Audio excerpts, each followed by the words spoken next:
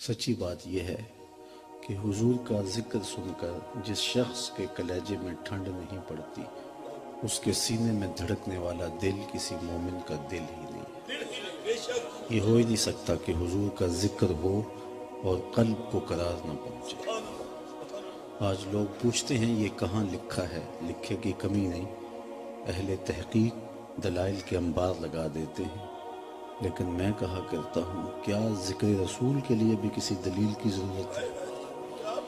کبھی ایسا ہوا ہے کہ پھولوں کا تذکرہ چھڑا ہو اور بلبل کہے کہاں لکھا ہے؟ بات شمع کی ہو رہی ہو اور پروانہ دلیلیں ڈھونڈ رہا ہو، اور یہ بھی ممکن نہیں کہ بات سرکار مدینہ کی ہو رہی ہو اور امتی کو کسی دلیل کی ضرورت ہو۔ محب کے لیے اس سے بڑا سرمایہ اور کوئی نہیں، کوئی اس کے محبوب کا ذکر چھیڑ دے۔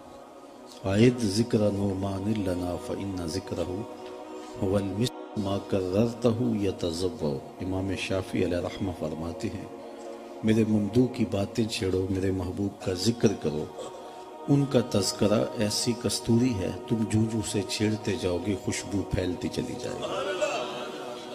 مطرب سے کہو کہ چھیڑے ذرا اس جان تمنا کا قصہ، مطرب سے کہو کہ چھیڑے ذرا اس جان تمنا کا قصہ، فرقت کے بھیانک لمحوں میں کچھ دل کو سہارا ہو جائے۔ تو یقیناً ان کا ذکر، ان کا تذکرہ اہل ایمان کے لیے روح اور قلب کی تسکین کا سامان ہے۔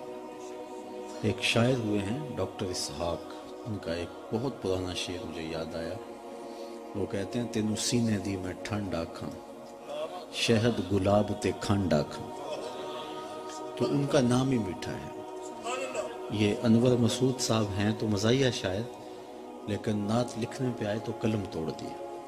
ان کا نام لبوں پر آئے میٹھا میٹھا منہ ہو جائے، ان کا نام لبوں پر آئے میٹھا میٹھا منہ ہو جائے، ان کے بول بہاروں جیسے اور اصحاب ستاروں جیسے، ان سا پیارا اور نہ کوئی، ان سے بچھڑ کے لکڑی روئی، جب وہ سیر کو جایا کرتے سر پہ بادل سایا کرتے۔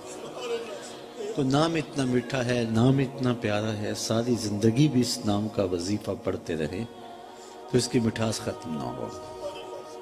اور حضور کا نام ہی ایسا ہے کہ جس کے اندر تعریف رکھی ہے۔ صحیح بخاری میں ہے کہ قریش مکہ نے آپس میں بات کی کہ تم بھی بڑے عجیب ہو، انہیں محمد صلی اللہ علیہ وسلم بھی کہتے ہو اور عیب بھی لگاتے ہو، جبکہ تم تو اہل زبان ہو، تمہیں تو پتہ ہے کہ محمد کا معنی کیا ہے، اور تم یہ لفظ بھی بولتے ہو اور پھر سب و شتم بھی کرتے ہو۔ ایک کام کرو، یا یہ لفظ کہنا چھوڑ دو یا گالیاں دینا چھوڑ دو۔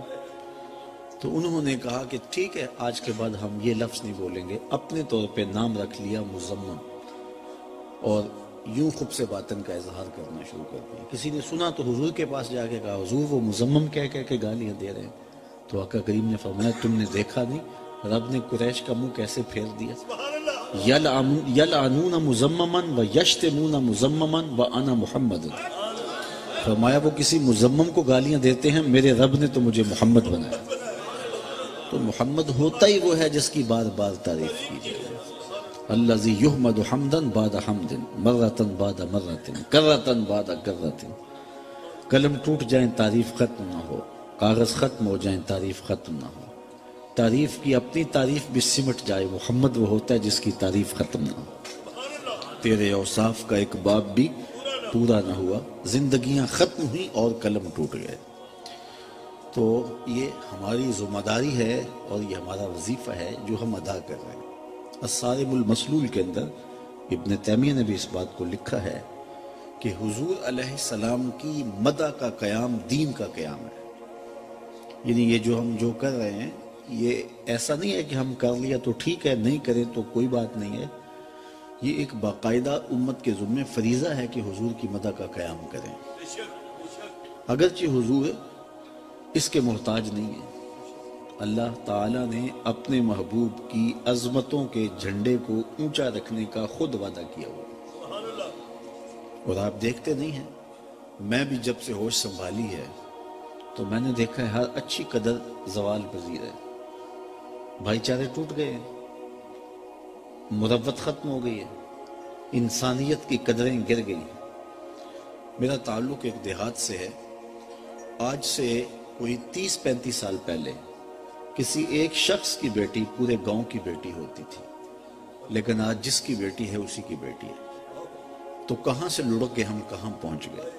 اچھی قدریں پامال ہو گئیں، بھائی چارے ٹوٹ گئے، خون سفید ہو گئے، مروتیں دم توڑ گئیں۔ ہم نے ان 30-35 سالوں میں دیکھا ہے کہ ہر اچھی قدر نیچے گئی ہے، لیکن ساتھ یہ بھی دیکھا ہے ذکر رسول اوپر گیا ہے۔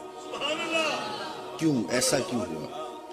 ایسا اس لیے ہوا کہ اچھی قدروں کو بحال رکھنا ہماری ذمہ داری تھی جو ہم نبھا نہ سکے، لہٰذا قدریں زوال پذیر ہو گئی۔ اور حضور کے ذکر کا جھنڈا اونچا رکھنا رب کا ذمہ کرم تھا۔ جو ہمارا کام تھا وہ ہم کر نہ سکے، لیکن جو رب کا کام تھا اس کے ذمہ کرم پہ تھا، وہ ہوتا رہا۔ وَلَلْآخِرَةُ خَيْرٌ لَكَ مِنَ الْأُولَىٰ۔ رت کوئی بھی ہو، زمانہ کوئی بھی ہو، ذکر کا چراغ بجھے گا نہیں۔ ربیع الاول تو نہیں ہے، ربیع الثانی بھی دامن سمیٹ چکا ہے، اب تو جمادی الاولیٰ ہے، لیکن موسم کوئی بھی ہو، رت کوئی بھی ہو، ذکر کا چراغ کبھی بھی مدھم نہیں ہوگا۔ یہ نغمہ فصل گل و لالا کا نہیں پابند، بہار ہو کہ خزاں لا الہ الا اللہ۔ تو ان کا نام تو اونچا ہی رہے گا، ان کا ذکر اونچا ہی رہے گا۔ تو یہ رب کا بات ہے، لیکن ہم نے اپنا حصہ ڈالنا ہے حضور کی مدح کا قیام کر کے۔ ہمارے لیے اپنی سعادت مندی ہے جو ہم حاصل کرتے ہیں۔ حضرت حسان بن ثابت رضی اللہ تعالیٰ عنہ فرماتے ہیں، ما ان مدحت محمدا بمقالتی لیکن مدحت مقالتی بمحمدی۔ لوگوں میں اپنے شعروں سے ان کی تعریف نہیں کرتا، لیکن جب اپنے شعروں میں ان کا نام رکھ لیتا ہوں میرے شعروں میں حسن پیدا ہو جاتا ہے۔ یہ ساری کھنڈ اسی نام کی ہے، یہ ساری مٹھاس اور یہ سارا شہد اسی نام کا ہے۔ تو ہم نے اس نام کا وظیفہ شعار زندگی بنانا ہے، اور اس سے ہماری قدر و منزلت میں اضافہ ہوگا۔ مجلس حضور کی لگی تھی، ہجوم عاشقاں تھا۔ نابغہ جادی عرب کا بہت بڑا شاعر حاضر خدمت ہو گیا اور عرض کرنے لگا، حضور میں آپ کی مدح میں لب کھولنا چاہتا ہوں۔ حضور نے اجازت مرحمت فرمائی تو انہوں نے وہاں فی البدی حضور کی شان میں ایک شعر پڑھا۔ ماحول ایسا سجا کہ انہوں نے دوسرا شعر پڑھ دیا، تیسرا شعر پڑھ دیا، 5 شعر کہہ دیے، 10 شعر کہہ دیے، 20 اشعار کہہ دیے، 40 اشعار کہہ دیے، 100 اشعار کہہ دیے، حتیٰ کہ 200 اشعار کہے۔